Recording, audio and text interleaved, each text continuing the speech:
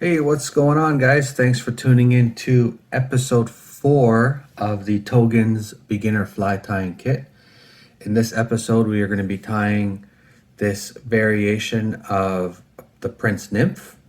This is more of a darker version of the traditional. You'll notice on most Prince Nymphs, they'll have a brown tail and some brown hackle. But again, one of those patterns that you can tie in various colors. I like this one. I've had the most success with this version and this size, particularly for steelhead as well.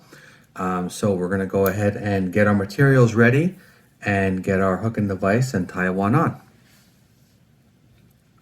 Okay, so we got a fresh hook and device. I've already put the bead on it. So from your beginner fly tying kit, what you're going to want to do is go ahead and pull out the curved nymph hooks, and you're going to go and pull out your 2.8 millimeter gold tungsten beads. You're also going to go ahead and get your red thread. This should be a 70 denier, and we're going to start our thread base right behind the bead.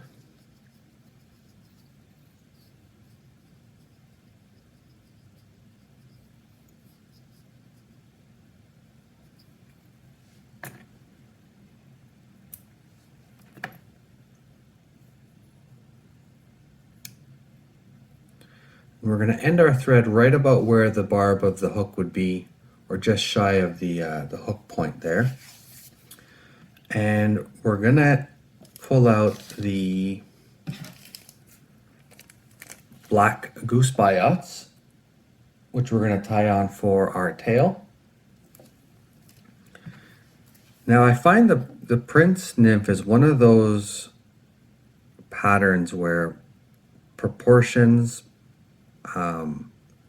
play a big part on the finished look of the fly. So I like to get some of the thicker portions, or I guess fibers of the goose biot.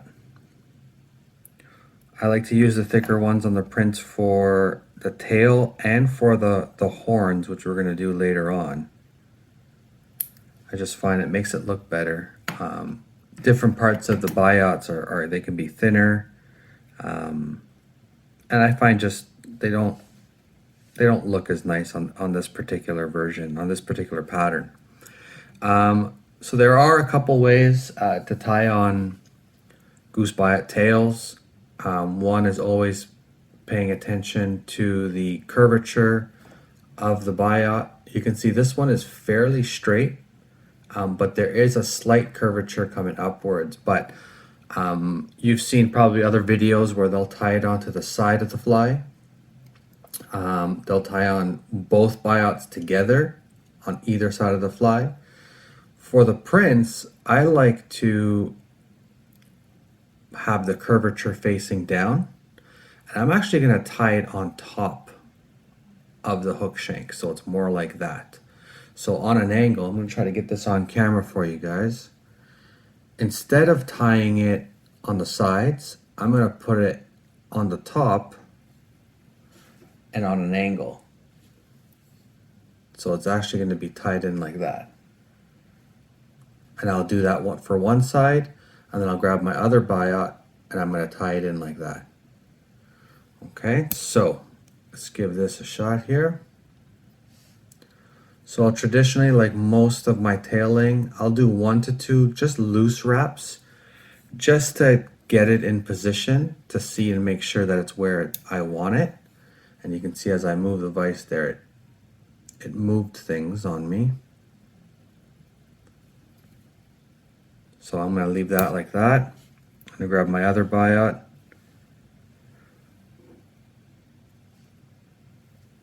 I'm going to try to get the measurements as closely as possible.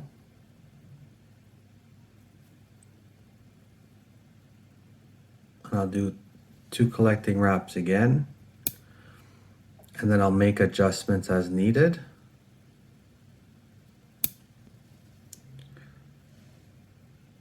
And then once they're there, I'll grab my thread and I'll just cinch it down a little bit further so that they're not going anywhere. Now, if you do want more of your tails to splay out, once you do a couple wraps to cinch it down, you can come in between the biots and lift them up, and that'll help separate it. I'm going to leave mine exactly like that. You can see mine are coming down a little bit of an angle. That's how I like them. And I'm just going to come up here and I'm going to continue securing the butt ends of the biot just to help maintain a consistent profile and body. And now we're going to tie in our ribbing material. For that, in your pack, you're going to go ahead and grab your gold wire in your beginner's fly tying kit. You're going to unravel about, I don't know, 4 to 5 inches. Again, I'm no carpenter, so I don't not really go with measurements. I usually eyeball it, but I'll pull out a healthy strand. If you're in doubt, pull out more than you think you need. It just makes handling the materials a little bit easier. I'll then stick this butt end right inside the bead to help keep that in place. And I'm tying this on the side of the hook that's facing me. And then as I start to wrap my thread back, you can see I'm pulling down probably like on a 45-degree angle. And what that's going to do is have that wire right underneath the hook shank. So it's going to be on the underside of the fly. And I'm going to bring that right back to where my tail started.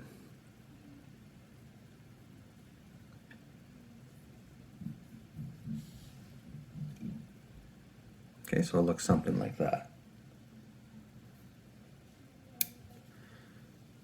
Now we're going to be tying in our body material.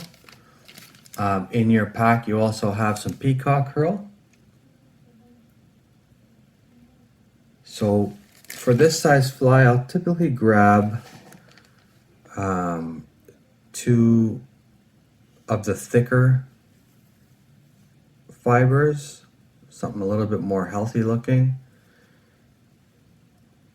No 2 strands are ever the same, so I'll try my best to get something consistent.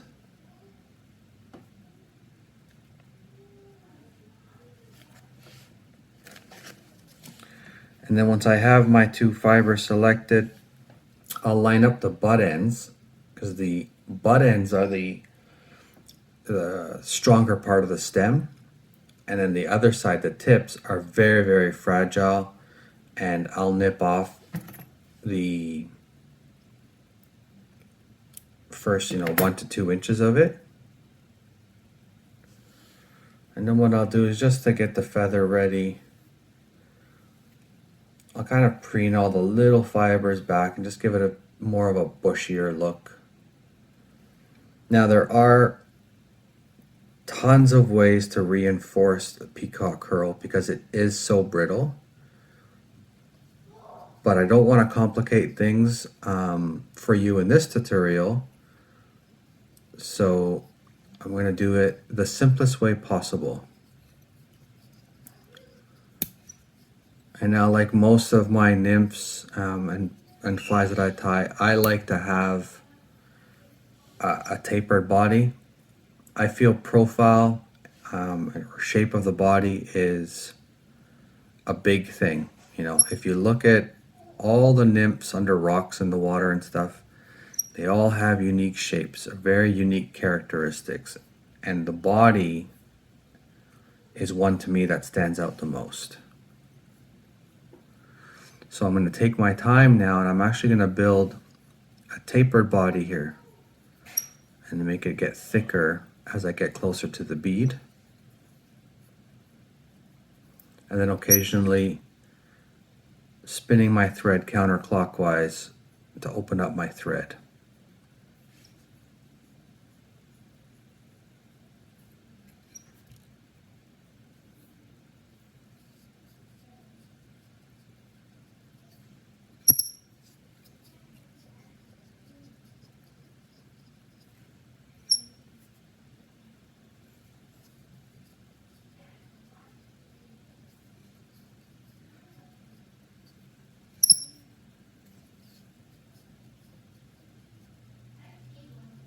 Okay, I'm going to end my thread right behind the bead.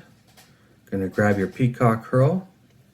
And again, there's lots of ways to reinforce it because they are brittle, but we're going to keep it simple today. And I'm just going to start wrapping my peacock curl.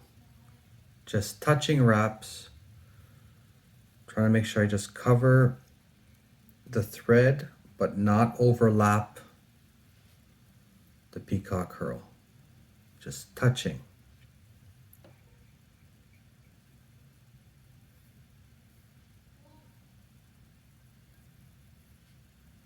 And this will keep the little fibers nice and bushy.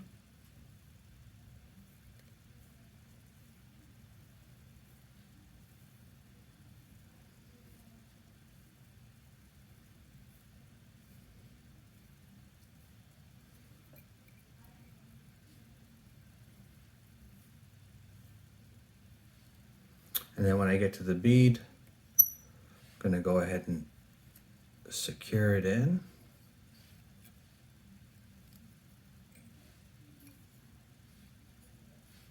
Now, because they are brittle, you could probably just tear off one by one, but I've done that a couple times and unraveled the whole thing. So I just cut them with my scissors now.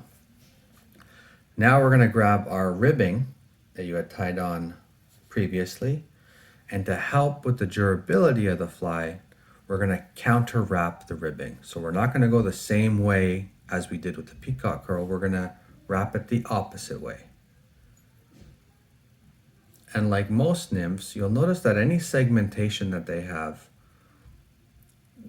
the segmentation is usually very close together by the tail.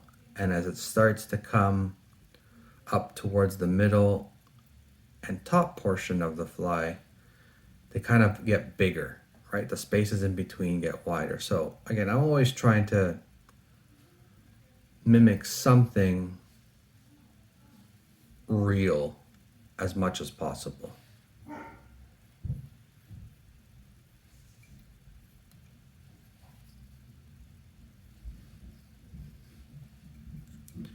So now that I got that secured in, I can come in here and helicopter my wire.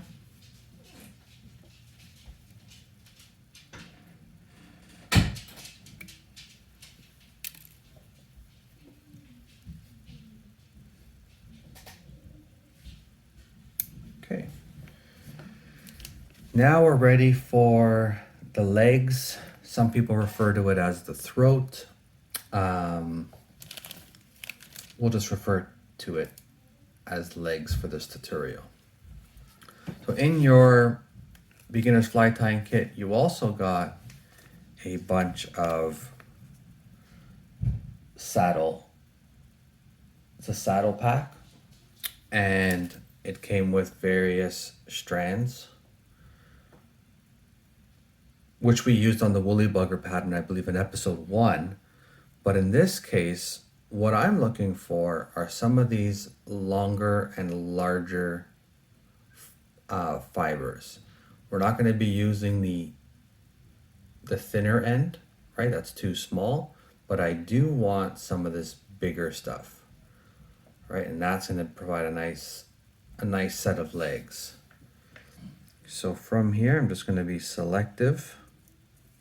I'm going to pull out the fluffies. So you'll notice that, here's the nice part of the feather, and then here's that bushy, nasty stuff. We're gonna pull all that off. So I'll preen it back first, and then grab one side and peel it off. Right, so you're left with something like that. The other thing when looking at, when you're looking at all feathers, when you're looking at all materials, you want to always look at the natural curvature of what it's doing. So you can see this one, the fibers are kind of going down and curving. So I don't want to tie it in this way, because as I start to wrap, they're going to kind of naturally want to bend this way, what I don't want. So by flipping it over, and tying it in this way, when I start to wrap, they're naturally going to go towards the tail of the fly. So let me just fix this up here.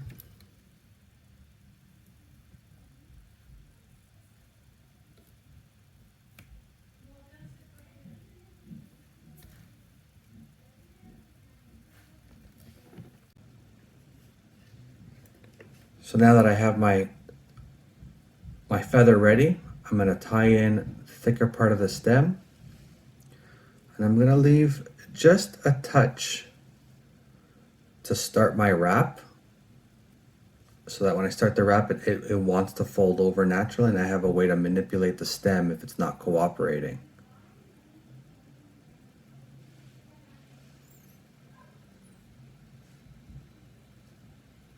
So I got that secured in now. Nip off my stem, and now I can start wrapping my feather to create my legs.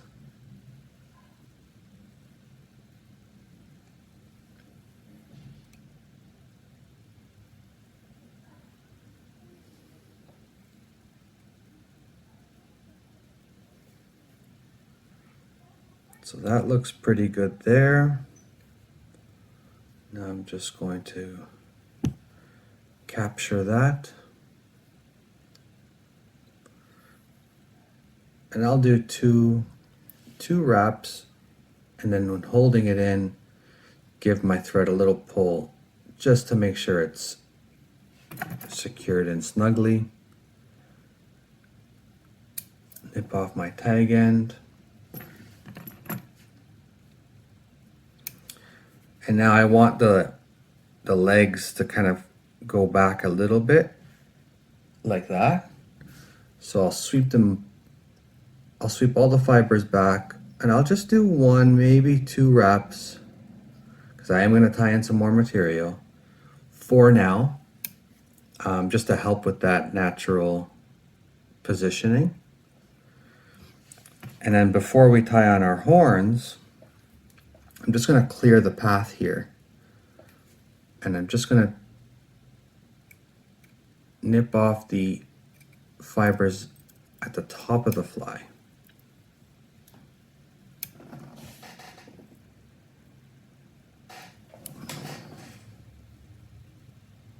I think that's enough.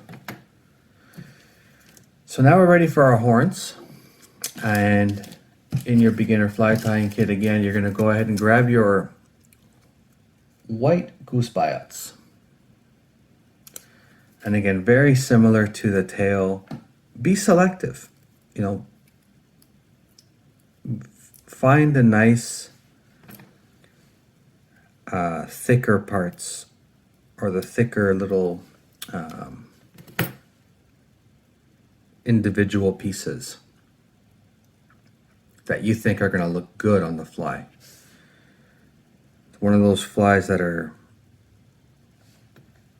very, very particular on proportions. I find if you get the proportions perfect, it really helps with the overall look. So there are, again, a variety of ways to tie on the horns. The simplest method is simply placing it on top and tying it in. Tying both in. I find that when tied just like this, the horns come off. You know, it doesn't matter how much glue I've put in the past, they come off in the water naturally, not even with a fish bite. So I had found this video a long time ago on how to help prevent that and just make them a little bit more durable. So what I do now for all my princes is that I'll take that natural curvature, which is going up, and I'm going to tie them in facing the front of the fly. And I'm estimating when I fold this back how long it's going to be, because I don't want it longer than my tail. So what I'll do is I'll just do sort of 1, 2 collecting wraps, and then I'll fold it back to see where it lies. And to me, that's perfect. That's exactly where I want it. So I'm going to leave that as is. I'm going to grab my other biop. Same thing, curvature facing upwards. I'm going to put this one back to help with my measurement.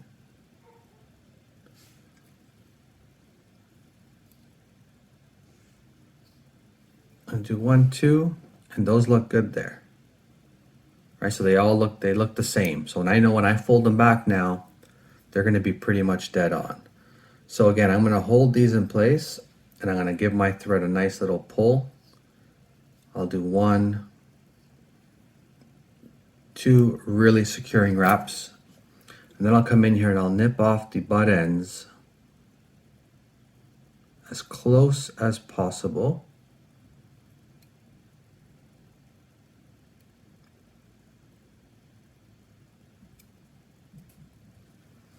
And you're going to be left with something like that. And now all you got to do is with your fingernail, bend that back and try to get right behind that bead with your nail. And then once it's bent, you have that initial crease in there. Just bend them back, hold them with your left hand, and you can do some wraps to get them to lay exactly the way you want them to. So to me, that's how I want them. I like them a little high. If you want to have them sit lower, you just simply come back with your thread a bit more, and they'll lay down a little bit flatter. So before I get carried away with my thread wraps as usual, I'm going to go ahead and whip finish this.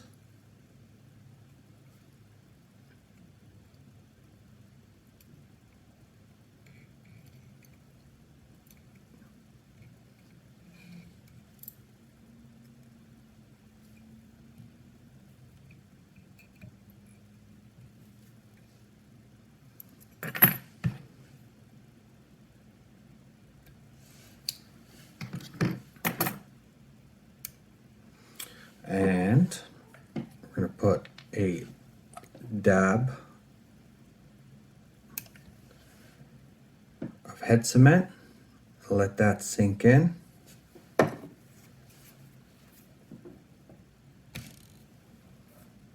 there you have it, guys.